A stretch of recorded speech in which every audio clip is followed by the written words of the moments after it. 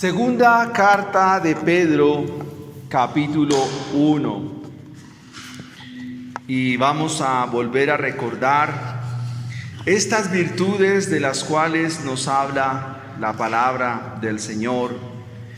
Leamos segunda carta de Pedro, capítulo 1, versículos del 3 al 8. Vamos a estar leyendo. Como todas las cosas que pertenecen a la vida y a la piedad, nos han sido dadas por su divino poder, mediante el conocimiento de aquel que nos llamó por su gloria y excelencia, por medio de las cuales nos ha dado preciosas y grandísimas promesas, para que por ellas llegaseis a ser participantes de la naturaleza divina, habiendo huido de la corrupción que hay en el mundo a causa de la concupiscencia. Vosotros también, poniendo toda diligencia por esto mismo, añadid a vuestra fe virtud, a la virtud conocimiento, al conocimiento dominio propio, al dominio propio paciencia, y a la paciencia piedad, a la piedad afecto fraternal, y al afecto fraternal amor. Porque si estas cosas están en vosotros y abundan, no os dejarán estar ociosos ni sin fruto en cuanto al conocimiento de nuestro Señor Jesucristo. Amén. Padre, recibimos tu palabra con sumo gozo, con inmenso agrado. Que esta palabra hoy halle cabida en nuestro corazón, alumbre nuestro entendimiento para la gloria de tu santísimo y maravilloso nombre, y para bendición y provecho de tu pueblo. Que ahora sean dichos los dichos, que sean gratos los dichos de mi boca y las meditaciones de mi corazón, Rey mío y Dios mío. Amén.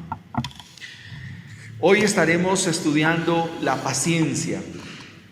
Y me topé con una historia muy interesante que habla acerca de la paciencia,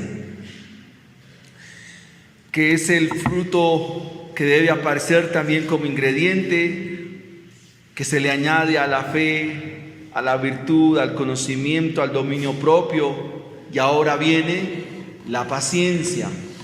Esta historia se llama El viejo y Abraham, y dice esta historia que Abraham estaba sentado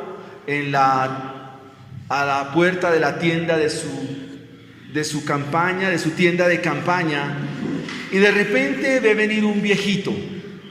Y este viejito viene y Abraham lo invita a que esté en su tienda de campaña.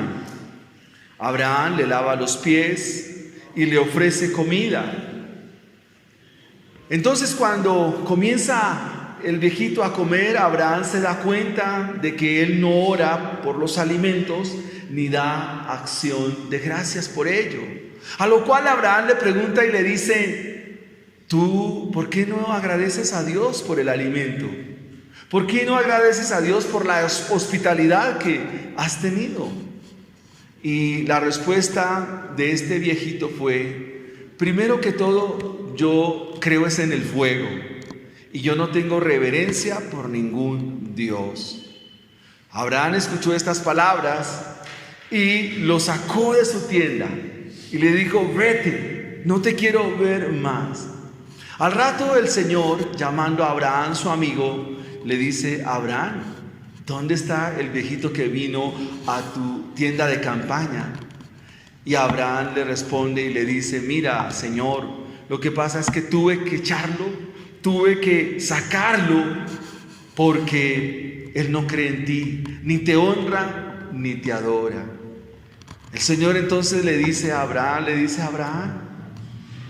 este Señor lo soporta, aunque no me adora, aunque no me honra, aunque no me bendice, lo he soportado por 83 años. ¿Y tú no pudiste soportarlo ni una noche? La paciencia. Paciencia. La paciencia viene cuando los demás se burlan por nuestra fe. La paciencia viene cuando nos irrita, cuando alguien nos punza, cuando alguien nos hace hincapié en lo que no nos gusta, en lo que más nos desagrada. Por ejemplo, cuando alguien nos cierra en el tráfico para los que conducen. Sin embargo, la paciencia en nosotros es una obra del Espíritu de Dios y nosotros respondemos a esa obra del Espíritu Santo. ¿Qué no es la paciencia? La paciencia no es una forma de aguante pasivo. Es decir, que yo me siento y comienzan a burlarse, comienzan a hostigarme, comienzan a decirme cosas, quizás a lanzarme cosas, y yo me quedo ahí quieto pasivamente. No, esa no es la paciencia según la carta de Pedro. La paciencia es la capacidad que da Dios de poder soportar una carga sin abandonar el esfuerzo. La palabra paciencia, según Pedro, tiene que ver más con constancia. La palabra aquí paciencia tiene que ver con perseverancia. La palabra paciencia aquí tiene que ver con avanzar, seguir, como un atleta cuando corre y no abandona la carrera. El tema del sermón en esta mañana es la paciencia. La pregunta entonces es: ¿en qué debemos ser pacientes? ¿En qué tenemos que ser constantes? ¿En qué tenemos que ser perseverantes? Según la segunda carta de Pedro.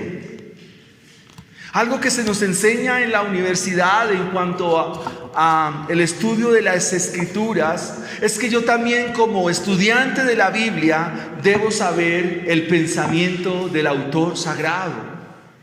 En el Nuevo Testamento tenemos el pensamiento del apóstol Pablo, por ejemplo, y se llama la teología paulina. ¿Cómo piensa Pablo? Pero también cómo piensa Juan, la teología juánica o juanina. Y para llegar al entendimiento de lo que Pedro como pastor quiere transmitir a su iglesia, yo debo conocer la teología de Pedro, en qué se fundamenta. Nosotros creemos en la inspiración plenaria de las Escrituras, es decir, que el autor sagrado, inspirado por Dios, escribe teniendo en cuenta también lo que él está viviendo. Es decir, Pedro no es un autómata y está escribiendo mecánicamente acá. No, él sabe muy bien a qué se refiere cuando le dice a estos hermanos, ya en su segunda carta, ¿por qué hay que ser pacientes? ¿Por qué ustedes y yo tenemos que ser pacientes? ¿Pacientes con qué? Perseverantes con qué? Constantes, ¿por qué? Lo primero que vamos a ver es que tenemos que ser constantes o perseverantes en el conocimiento de Cristo. Ustedes y yo, según Pedro, debemos ser constantes, perseverantes, pacientes en el conocimiento de Cristo. ¿En qué tiempo? Pedro entonces nos va a hablar de que el Señor va a retornar. Cristo volverá. Entre el día de hoy y el día que el Señor vuelva, nosotros debemos perseverar. Nosotros debemos ser constantes. Debemos seguir, perseverar, ser constantes en el conocimiento de Cristo. El aspecto relevante del capítulo 1 es el conocimiento de Cristo. Y ustedes y yo tenemos que perseverar en ello. Dentro de este primer punto de perseverar en el conocimiento de Cristo, es importante que tengamos en cuenta que a Dios lo vemos a través de Cristo. Él dijo estas palabras: el que me ha visto a mí, ha visto al Padre. Cristo es el camino, es la verdad y Él es la vida. Y nadie va al Padre sino a través de Cristo. Es decir, que para poder tener comunión con el Padre, necesitas tener comunión con Cristo. Sin Cristo no puedes conocer a Dios, porque el Padre envió a su Hijo Jesucristo. Lo envió con el propósito de que Él nos muestre al Padre. Esa fue la pregunta y el dilema de qué apóstol. Felipe. Felipe le dice: muéstranos al Padre y nos basta. ¿Y cuál fue la respuesta del Señor? Felipe, tanto tiempo he estado con vosotros y no me conoces. El que me ha visto a mí, ha visto al Padre. La esencia del Evangelio, la esencia de la vida en Dios es que tú conozcas a Cristo. En la exposición de Pablo a los Gálatas, en el capítulo 1, versículo 14, Pablo va a decir: mira, Dios quiso revelarme a Cristo. Dios quiso revelarme al Señor Jesucristo. Él se agradó de mostrarme a Cristo, revelarme a Cristo. La esencia de la iglesia, el fundamento de la iglesia es que Cristo le sea revelado a la iglesia. Esa también es la idea de los Efesios, de la carta a los Efesios. Dios se ve a través de Cristo Jesús. Y Pedro está afanado, Pedro está ocupado de que sus receptores o sus destinatarios en esta carta no dejen por ningún motivo, por ninguna razón, de perseverar en este conocimiento. Al mismo tiempo, hoy, de manera pastoral, Pedro nos anima. Pedro nos insta. Pedro nos empuja a que perseveremos en el conocimiento de Cristo Jesús. ¿Por qué Pedro se ocupa de que la iglesia persevere, avance en el conocimiento de Cristo? ¿Por qué razón? Porque por medio de este conocimiento, dice el capítulo 1, versículo 2, por medio de este conocimiento viene gracia y viene paz de parte de Dios. En el versículo 13 nos dice que mediante este conocimiento se nos hace partícipes de el Señor mismo, y Él mismo nos llamó por su gloria y por su excelencia. Es decir, que el conocimiento de Cristo es un conocimiento glorioso y es un conocimiento excelente. Tenemos que perseverar en el conocimiento de Cristo. ¿Y por qué tenemos también que perseverar en el conocimiento de Cristo? Porque este conocimiento exige y demanda de cada uno de nosotros una profundidad mayor en la palabra de Dios. Tú no puedes seguir siendo la misma cristiana, tienes que crecer. Tú no puedes seguir siendo el mismo cristiano de siempre, debes crecer. Debes ser cada día más edificado en este conocimiento. No puedes dejar de aprender por cuanto eres un discípulo del Señor. Eres una discípula del Señor Jesucristo. No dejes de aprender el mayor y más excelente de los conocimientos que puede tener el ser humano. En otras palabras, el conocimiento de Cristo te hace verdaderamente inteligente, aunque no tengas muchos títulos, aunque no tengas una carrera y no tengas cartones para exhibir y mostrar, pero si conoces a Cristo, tienes el mejor de los conocimientos. Pedro dice: a su fe añádale virtud, a la virtud paciencia, a esta paciencia conocimiento, a este conocimiento dominio propio, y a este dominio propio añádale paciencia, constancia, perseverancia. No dejes de aprender, no dejes de estudiar, no dejes de ninguna forma, de ninguna manera de seguir profundizando en el conocimiento de Cristo, en el conocimiento de su palabra. Pregunta, hermanos, ¿por qué Pedro se ocupa y se afana de que su iglesia estudie, crezca en el conocimiento de Dios? ¿Qué viene en el capítulo 2 de la segunda carta de Pedro? ¿Qué viene, hermanos? La falsedad y el engaño. En el capítulo 2, Pedro se dedica a hablar de quiénes, de los falsos profetas, y se ocupa de hablar de los falsos maestros. Si tú no estudias, si tú no creces, si tú no perseveras en el conocimiento de Dios, eres presa fácil del engaño. Eres presa fácil del error. Vas a resbalar con facilidad en la vida como cristiano. Vas a trastabillar en la vida como cristiano.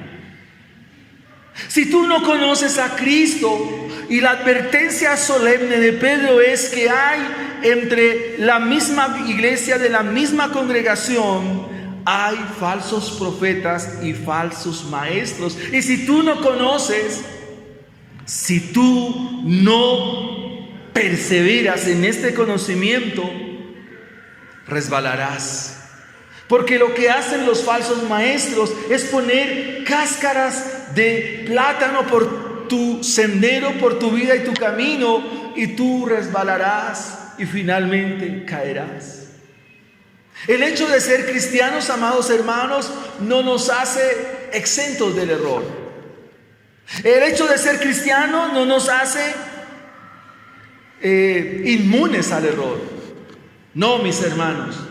Porque nosotros tenemos algo que nos sigue jugando una mala pasada en nuestra vida como cristianos. Y es ese pecado remanente, ese pecado residual que aún está en nosotros. Y por ese pecado remanente o ese pecado residual que aún hay en nuestra vida y en nuestro corazón, aún eso trata de inclinarnos al error, a la mentira y al engaño.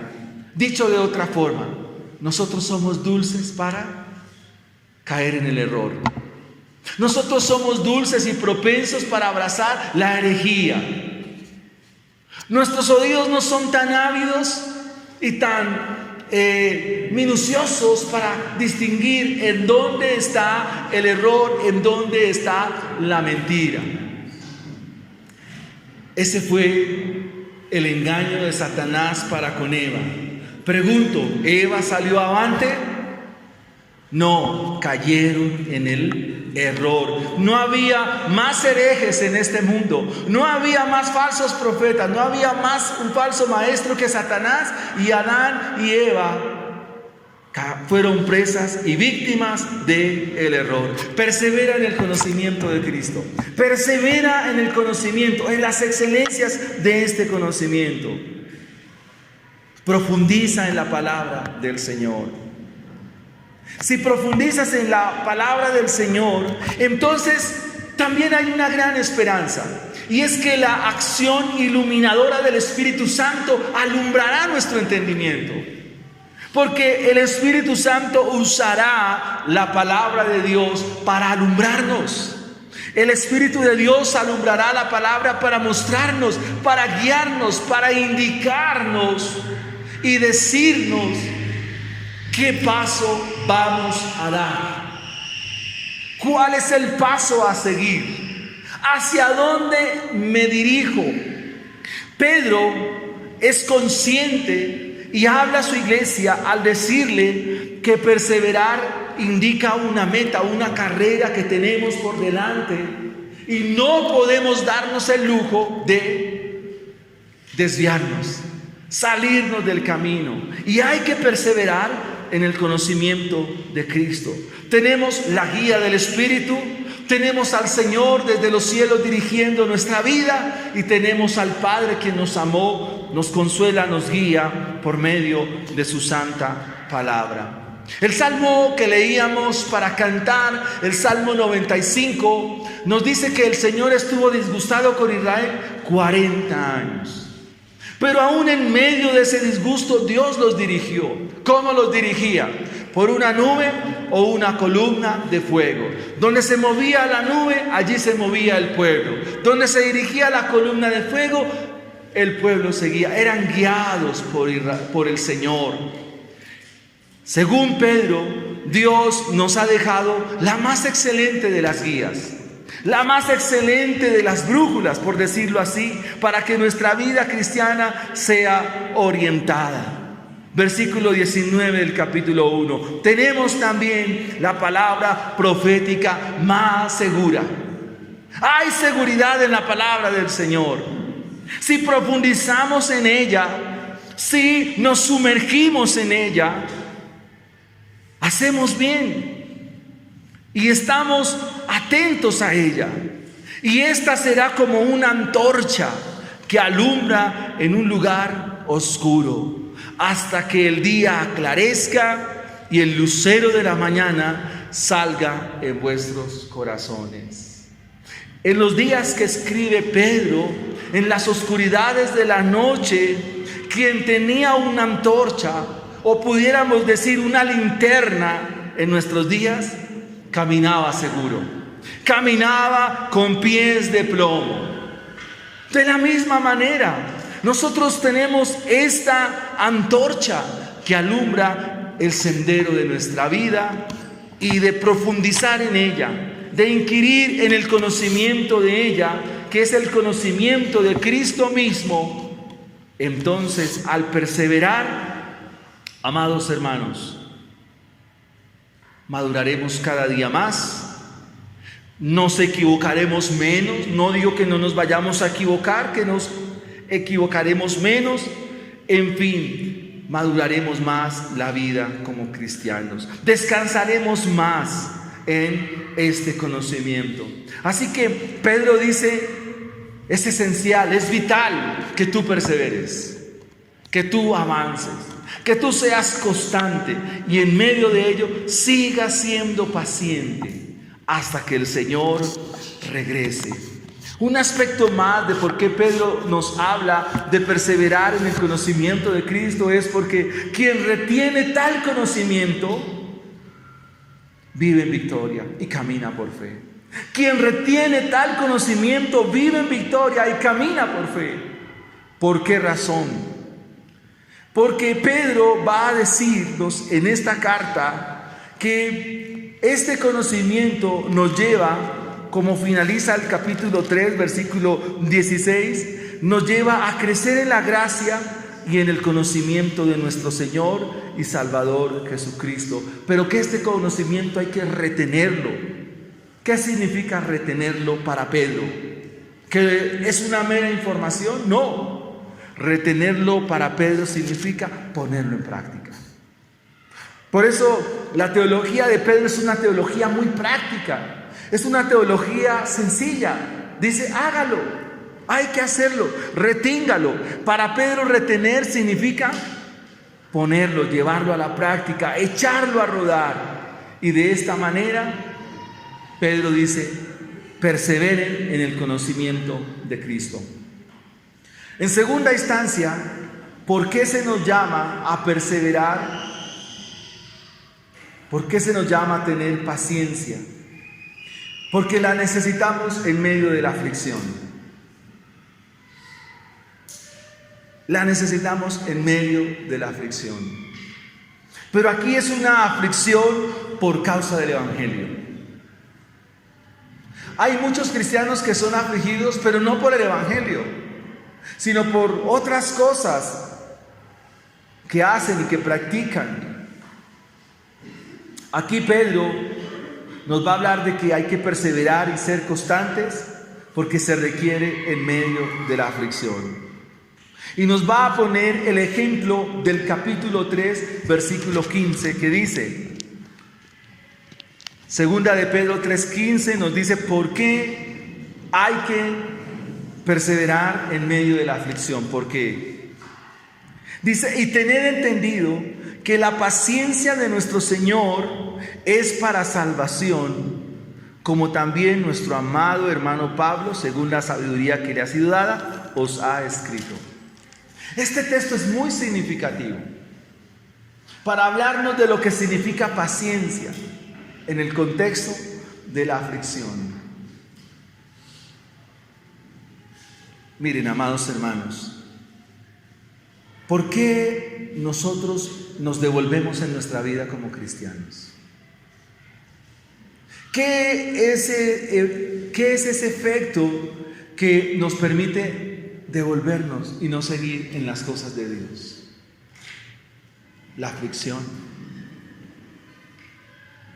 Cuando las cosas a ti no se te dan como tú querías, cuando las cosas a ti no se te dan como las habías proyectado o como las habías programado, eso hace devolver a muchos cristianos, porque tienen una información equívoca de Dios, tienen una información o conocen distorsionadamente al Señor. Para muchos, Dios es aquella persona que tiene y que debe devolverme el favor por el hecho de asistir a una iglesia, por el hecho de asistir a una congregación. No es así, hermanos, ese no es Dios. Así no obra Dios. A la persona a la cual le compartíamos el evangelio en la noche de ayer, le decía: mira, es probable que tú digas en esta noche: sí, entrego mi corazón al Señor, entrego mi vida al Señor, y ya como hice esto, entonces ya todo se me va a solucionar. Yo le dije: mira, es probable que Dios no haga nada por ahora, porque Dios quiere verificar que realmente lo que tú estás haciendo es con un corazón genuino, con un corazón de verdad que ha creído. Porque algunos buscan a Dios de esta manera. Y ante la primera aflicción, ante la primera situación, ¿qué van a decir? No, Dios no me cumplió. Esto es una charla más, esto es una situación más, por lo tanto, esto no es para mí. Esto de la vida cristiana no es para mí. El texto que nos refiere el capítulo 3, versículo 15, nos va a indicar que el Señor perseveró en su sufrimiento, en medio del sufrimiento, en medio de su dolor, en medio de la cruz, en medio de los clavos, en medio de la corona de espina, en medio de los azotes, en medio de su sufrimiento. El Señor no retrocedió, avanzó, perseveró hasta la muerte y muerte de cruz. Y ese es el ejemplo que Pedro les va a decir: mira, tú por ser cristiano vas a sufrir. Por ser cristiana vas a tener problemas. En tu misma casa, con tus mismos hijos, con tu familia vas a tener serios problemas. Pero debes perseverar. Eso no debe hacerte retroceder. Eso no debe echarte para atrás. Todo lo contrario, pon más y más la confianza en el Señor. Al final llegarás a la meta. Cuando se vive como cristianos se tienen muchos problemas, porque comenzamos a ser contrarios a este mundo, contrarios a los pensamientos de nuestra familia, contrarios a los pensamientos de nuestros vecinos, contrarios a los pensamientos de nuestros amigos, contrarios a los pensamientos de nuestros compañeros de trabajo, porque el evangelio es totalmente contrario a este mundo. El evangelio es totalmente contrario a la cultura, a la sociedad. Mientras el mundo va para allá, el evangelio va en sentido opuesto. Cuando ustedes leen, por ejemplo, el libro de Daniel, estos 4 muchachitos con los pantalones de la fe muy bien puestos, sabían en quién habían creído y fueron contrarios a la cultura, a la religión y a la sociedad babilonia. Eso en ciertos momentos del libro les costó llevarlos al horno de fuego. A Daniel el orar le costó ser llevado al foso de los leones. Pero Dios honra a los que le honran y Dios bendice a los que lo bendicen. A los que le confiesan en este tiempo, Él los confesará en aquel día delante de su Padre. Los que viven para Él en este tiempo, en aquel día serán recompensados.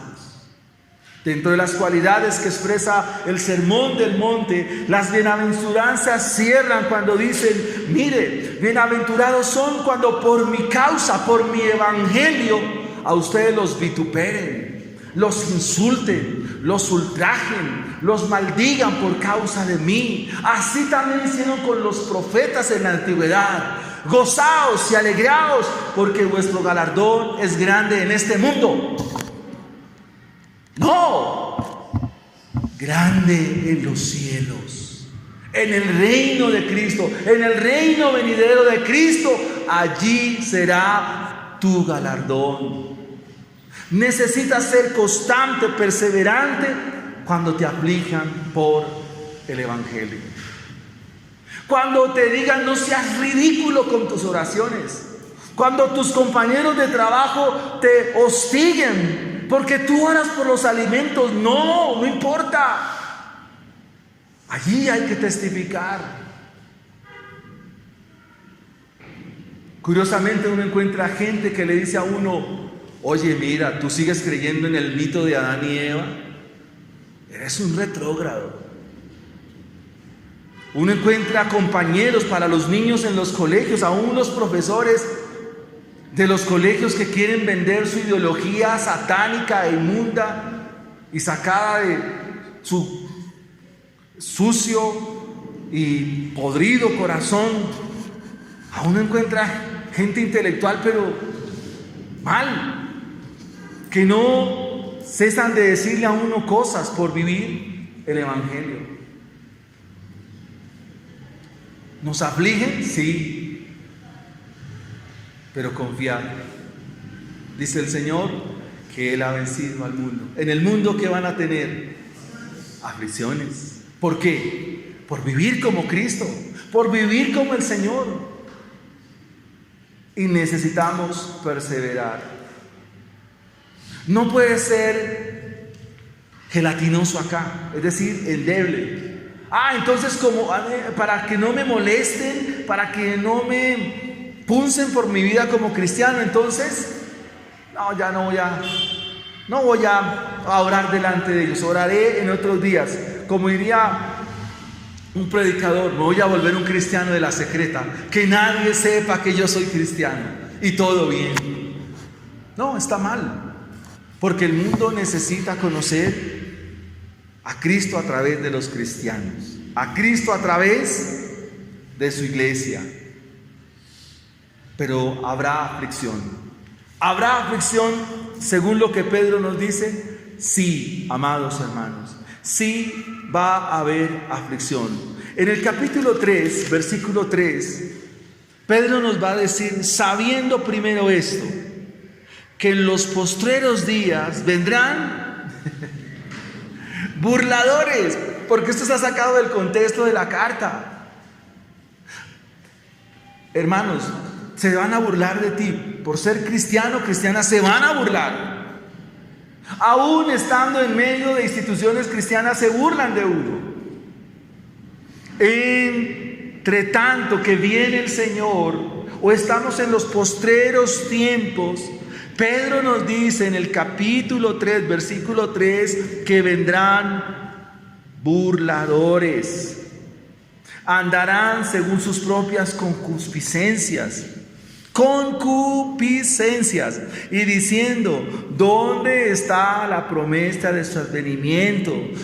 Le van a decir, como dice el Salmo 42, no lo recuerdo, pero le van a decir: ¿y dónde es que está su Dios? ¿Lo recuerdan? ¿Y dónde es que está su Dios? Muéstremelo. ¿Y cómo te sientes tú porque no puedes mostrar a Dios? ¿Cómo te sientes tú por decir: oiga, ¿y Dios? ¿Cómo muestro a Dios? Eso va a producir en nosotros ¿qué? Aflicción. Porque serás cuestionado por tu fe, serás cuestionado por tu forma cristiana de pensar. ¿Lo vivimos? Sí, con nuestras familias. Lo vivimos con nuestros allegados, con los que no creen. Lo vivimos con todo el mundo. Y bueno, ¿y dónde es que está su Dios? Muéstremelo. Dígame cómo es. ¿Cuánto tiene? ¿Qué color son sus ojos? ¿Son azules? ¿Son negros? ¿Son cafés? ¿Cómo es su cabello? ¿Tiene canas o no tiene canas? Esas preguntas me las han hecho a mí. ¿Vienen los cielos? ¿Están las nubes? ¿Qué hay detrás de las nubes? Muéstreme a su Dios. ¿Qué es eso en el fondo? Burla. Cristo mismo en la cruz, ¿qué hacían delante del Señor? Se burlaron. ¿Cómo se burlaron? Mofándose. ¿Qué le decían? Pues si eres Dios, bájate de esa cruz. Si salvó a muchos, que se salve a sí mismo. ¿Qué es eso? Burla. ¿En medio de qué? De la aflicción del Hijo de Dios. Aquí les van a preguntar, ¿y dónde es que está su Dios? ¿Dónde está? ¿Quién es? Como me decía un ateo, mira, Edwin, para mí, Superman, Papá Noel y Dios son la misma persona. O sea, a mí no me hable, o sea, yo no creo en eso. ¿Qué es eso? Burla. ¿Y qué? Entonces me voy a, porque me dicen eso, me devuelvo. Dejo de asistir a la iglesia porque me dicen. No, hermanos, todo lo contrario. Vamos a ser más firmes en la fe. Perseveramos en el conocimiento de Cristo y debemos perseverar en medio de la aflicción que vivimos por causa del Evangelio. ¿Vamos a experimentar vituperios? Sí. ¿Vamos a ser escarnecidos? Sí, hermano. Esa es una promesa. A usted que le gustan las promesas, les prometo que si viven como Cristo, van a ser vituperados.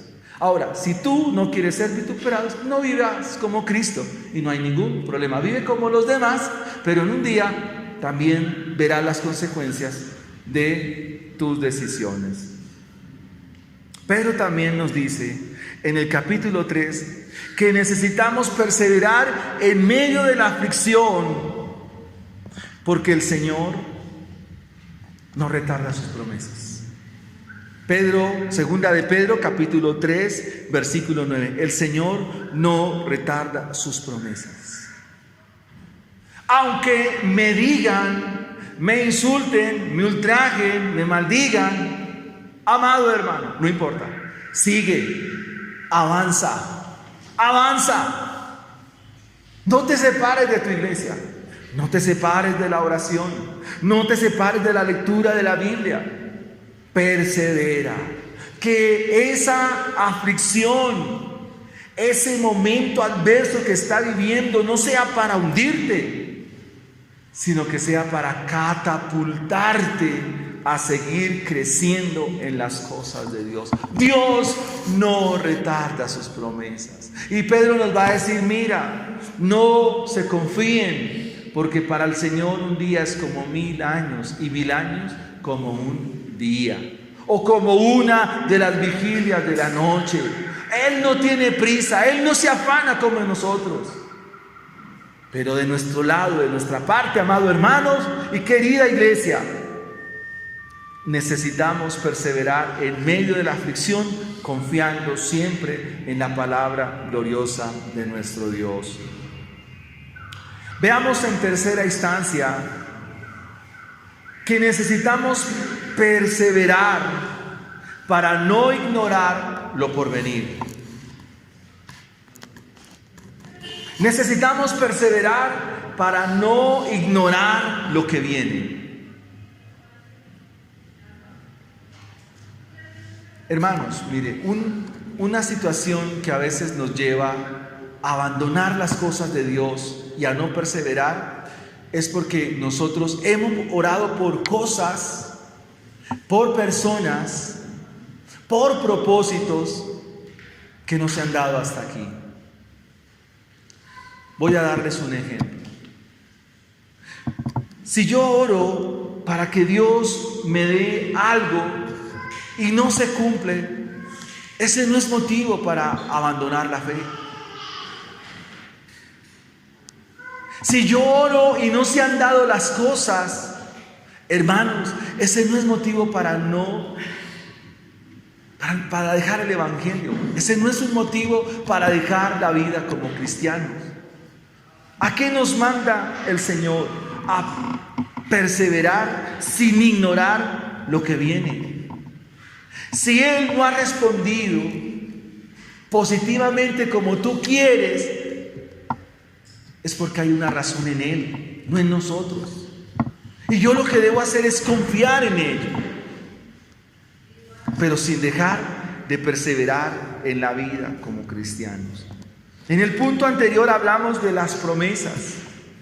No olvides, mi amado hermano, que Dios es fiel a lo que Él dice, pero Él también es fiel a sus juicios. Y que tú lo que debes hacer, partiendo del conocimiento de Cristo, es conocer la voluntad de Dios, conocer la voluntad del Señor. ¿Cómo se conoce la voluntad del Señor? Inquiriendo en su palabra, viviendo para Él. Alguien me preguntaba y me decía: pastor, ¿y si dejo de orar, estará bien eso delante del Señor? Yo le dije: eso está mal, porque Dios ¿a qué nos llama? A orar. Gozosos en la esperanza, sufridos en la tribulación, constantes en la oración. Primera Tesalonicenses 5:17 nos dice: orad sin cesar. Debes orar. Pero ¿estará bien si dejo de leer la Biblia? ¿Qué consejo le darías a un cristiano? ¿Y para qué leer tanto? Leer la Biblia hace parte de la voluntad del Señor, como también hace parte de su voluntad la santificación de su pueblo. Dios ordena y demanda vidas santas. Eso no lo puedo ignorar, eso no lo puedo descartar, eso no lo puedo descontar. Y Pedro advierte que no hay que hacerlo, que hay que perseverar sin ignorar lo porvenir. ¿Qué es lo porvenir? ¿Qué viene según el capítulo 3 de Pedro, de esta segunda carta? Viene la destrucción. Y nos va a mostrar 3 ejemplos contundentes, dicientes, evidentes a nuestros ojos. El primero de ellos es el diluvio. Y dice que en aquel día la gente de aquel entonces anegó en agua, pereció en agua. Aquí en Colombia hay muestras del diluvio. Aquí sobre los lados de Tabio y las minas de Zipaquirá, en una montaña está el esqueleto de un gran tiburón. Es un esqueleto grande. Y le dije al estudiante con el cual salimos en aquel entonces en un colegio, le dije: mira, explícame cómo llegó ese esqueleto aquí.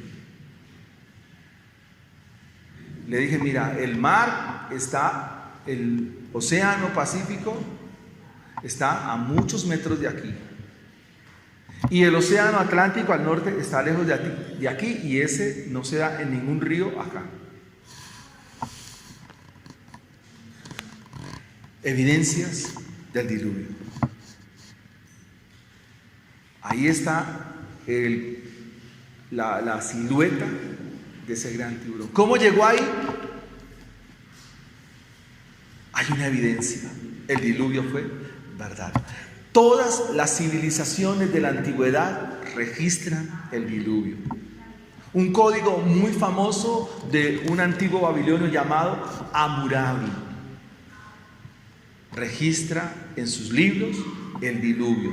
Todas las culturas, aún las culturas prehispánicas, precolombinas en América Latina, registran el diluvio. Algo pasó. Y Pedro nos lo dice. No necesitamos ir a ninguna evidencia. Nosotros lo creemos. Pedro dice: no ignoren lo porvenir. Y necesitamos perseverar sin ignorar esto que nos dice Pedro.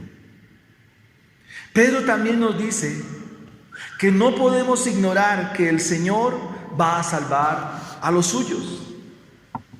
Y por esa esperanza viva, efectiva, ahora nosotros debemos confiar en ello, y ello nos lleva a perseverar.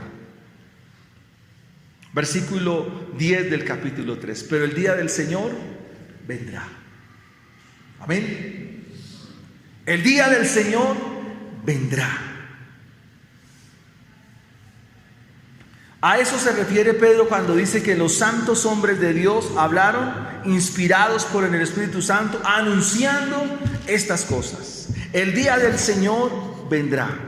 Y vendrá como el ladrón en la noche. Es una metáfora que se usa acá, una comparación, en el cual los cielos pasarán con gran estruendo, y los elementos ardiendo serán deshechos, y la tierra y las obras que en ella hay serán quemadas.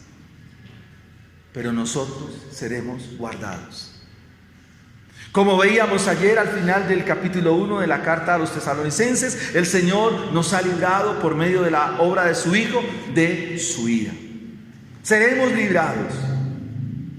Dios salvará a los suyos. Y eso debe ser un motor en mi vida para perseverar, para seguir, para avanzar, para no abandonar, para no desviarme, para no inclinarme ni a derecha ni a izquierda. Debo perseverar sin ignorar lo que está por venir, porque lo que está por venir es una realidad también, porque el Señor lo dice, el Señor lo afirma. Y dice la Escritura que el Señor destruirá a los incrédulos. Él dice en el 3:12: así que esperando y apresurándoos para la venida del día de Dios, en el cual los cielos encendiéndose serán deshechos y los elementos siendo quemados se fundirán. Pero nosotros esperamos, según sus promesas, cielos nuevos, tierra nueva, en los cuales morará la justicia. Por lo cual, oh amados, estando en espera de estas cosas, procurad con diligencia ser hallados por Él sin mancha e irreprensibles en paz. Eso es perseverancia. Eso es seguir avanzando. Eso es seguir, caminar la vida como cristianos. Caminar la vida en el Evangelio. Eso significa ser pacientes en Dios. No es un aguante como tal pasivo. Ser paciente significa estar ahí. Estar delante del Señor, sirviéndole al Señor. Es un ingrediente, la paciencia, la perseverancia y la constancia en la cual todos nosotros debemos seguir y avanzar. Quiero terminar con algunas aplicaciones en la mañana de hoy en cuanto a la paciencia que Pedro nos insta en el día de hoy como iglesia. En primera instancia hemos dicho que tenemos que perseverar en el conocimiento de Cristo. Y como aplicación o a manera de aplicación, lo mencioné antes, pero ahora quiero darlo de forma aplicativa. Sin este conocimiento, usted puede ser engañado. ¿En qué consiste entonces esta aplicación puntual? En que la esencia de la vida cristiana consiste en conocer a Dios. Y esta es la vida eterna, Juan 17:3, que te conozcan a ti, el único Dios verdadero, y a su Hijo Jesucristo, a quien has enviado. Cuando tú conoces a Cristo, perseveras en este conocimiento, tú eres más fiel, eres más comprometido. Cuando conoces a Cristo en este conocimiento, perseveras en ello, tú amas más la iglesia, tú amas más la oración, tú amas más la palabra del Señor, tú amas más las cosas de Dios. Cuando perseveras en este conocimiento, entonces aprendes a aborrecer tu pecado. Cuando creces en este conocimiento, perseveras en él, aborreces las cosas del mundo. Cuando tú creces en este conocimiento, amado hermano, vives más para Dios. Vives más y más. Amarás pasar tiempo con Dios. Amarás pasar tiempo con el Señor. Amarás a los hermanos. Querrás servir, querrás honrar, querrás hacer mucho para la vida que es en Dios. Pero también te darás cuenta que has desperdiciado tu vida, que has desperdiciado tus años viviendo para otras cosas y no viviendo para Cristo. Y eso, claro que produce tristeza, claro que sí. Porque cuando nos damos cuenta de que no hemos vivido para Dios, ¿qué podemos pensar nosotros? ¿Qué he hecho? Como el hijo pródigo se fue a vivir perdidamente y se dio cuenta que todo lo que había hecho era inoficioso, no tenía mayor bendición. Pero nosotros hoy somos amonestados, pero al mismo tiempo somos consolados. Y somos llamados, instados a perseverar en este conocimiento para aprovechar bien el tiempo, porque los días son malos. Persevera en el conocimiento de Cristo. Los miércoles estamos estudiando el carácter de Dios. Muy pocos se conectan a las 8 de la noche, hermanos. Tú debes seguir creciendo en Dios. ¿Por qué? Porque cuando tú conoces a Dios, conoces a Cristo Jesús, tú aprendes a amarle más. Tu vida es diferente, tu vida cambia, tu vida se transforma. Ese es el resultado de perseverar en el conocimiento de Cristo. El sábado pasado compartía una enseñanza acerca de que esto no es para llenarnos de información, no es para llenarnos de conocimiento y descrestar con el griego, con el hebreo, la exégesis. No es para eso. Tú estudias porque quieres vivir, agradar y honrar a aquel que te tomó por soldado. Aquel que te tomó para que le sigas, para que le honre, para que le alabe. Por eso estudias la Biblia y por nada más. Eso es más que suficiente. Eso es más que completo. No hay conocimiento. De ahí ya se deriva todo. De perseverar en este conocimiento según Pedro. Según Pedro, este conocimiento, la palabra que se usa acá es gnosis o gnosco, algunas lo traducen así, para hablar de un conocimiento elevado, de un conocimiento superior, un conocimiento muy alto. Era lo que usaban los griegos en su tiempo, hablaban de un conocimiento súper elevado, inalcanzable. Pero este conocimiento vino del cielo a través de la persona de Cristo Jesús. Segunda aplicación. Hemos dicho que necesitas perseverar en medio de la aflicción.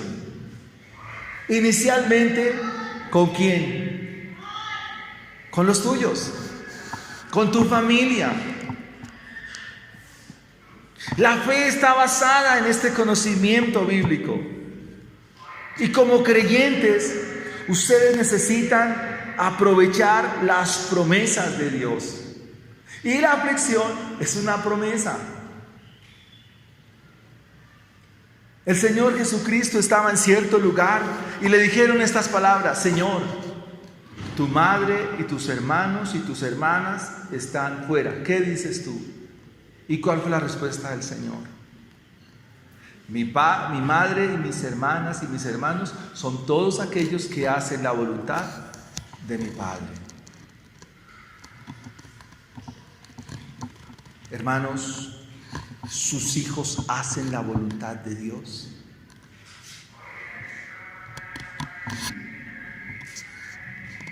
Hermanos, ¿sus hijos hacen la voluntad del Señor?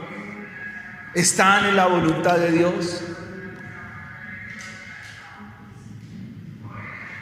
Si tú los reconvienes por el Evangelio, como dice Pablo, los amonestas en el temor del Señor, es probable que te digan: papá, No me vengas con estas cosas.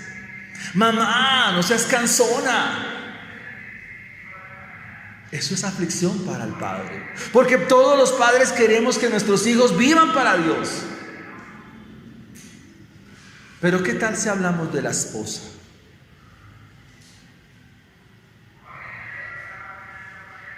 Cuando queremos agradar al Señor, nuestra primera oponente puede ser la esposa. Pero cuando la esposa quiere agradar al Señor, el primer oponente, ¿quién es? El esposo. Viceversa. Uno se vuelve opositor del otro. Y ahí esto genera ¿qué? Aflicción. ¿Qué necesitamos en medio de la aflicción? Dejar, abandonar, retroceder. No, mis hermanos. Amado hermano, amada hermana, las cosas buenas del Evangelio no se deben abandonar. Abandona lo que está mal. Abandona lo que es incorrecto. Abandona lo pecaminoso. Eso sí, recházalo. Pero las cosas buenas del Evangelio, continúalas haciendo. Y si tu esposo es oponente o tu esposa es oponente, si tus hijos se oponen, ora por ellos. Y actúa como recomienda el salmista en el Salmo 23. ¿Qué tenía el salmista? 2 elementos: una vara y un cayado. ¿Para qué? Uno para atraer y el otro para disciplinar. Mantente firme en las cosas de Dios. ¿Cómo se saca esto en la aplicación? Capítulo 2 de Pedro, versículo 7. Versículo 6.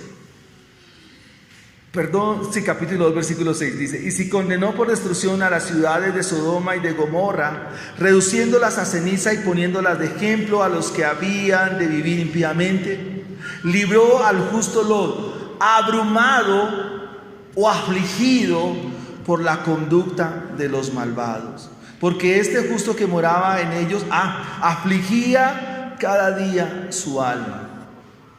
Esas son las consecuencias de un justo. Si un justo vive la vida cristiana, el estar en medio de paganos, pues ¿cómo se va a sentir?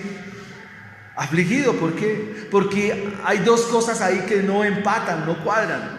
La vida justa que está viviendo este hombre en medio de esa sociedad son las condiciones inherentes de un justo. ¿Qué hacía Lot en medio de la cultura sodomita? Estaba afligido. ¿Y por qué estaba afligido? Porque estaba en la comunidad LGTB de aquellos días. ¿Sí o no? Por eso Lot afligía su alma. Vivir justamente aflige el alma en medio de los paganos. Tercera aplicación.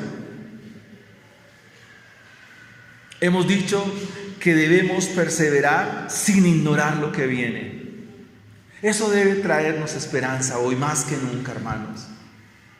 Eso debe traer mucho consuelo y de paso mucho gozo. Porque un día todo esto que vemos, todo esto que acontece, todo esto que realmente es ya fastidioso, que se torna hediondo, la sociedad tan degradante en la que vivimos, todo esto, un día pasará, mis hermanos. Un día todo esto no será más que ni el recuerdo quedará, porque vendrán cielos nuevos, tierra nueva, vendrá el Señor y estaremos con Él eternamente.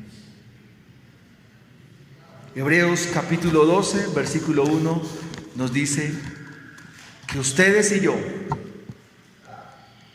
debemos ser constantes, pacientes, perseverantes, corriendo con paciencia, con constancia, con perseverancia la carrera que tenemos por delante. Hay una meta. para ustedes y para mí. Amados hermanos, ¿usted está corriendo esa carrera? ¿Eres salvo? ¿Eres salva? ¿Estás en el camino de Dios? Porque si no estás en el camino de Dios, aquí hay algo que Pedro nos dice, y es que, pues, quien no está en el camino del Señor, correrá la destrucción, correrá el castigo. ¿Cómo ser librados del castigo? Hay un refugio para ello. Es Cristo Jesús, nuestro Salvador. Corre a Él. Él es la meta. Él es la meta. Él es el punto de vida. Caminamos poniendo los ojos en Él, quien es consumador, autor y consumador de la fe. Mis hermanos, corramos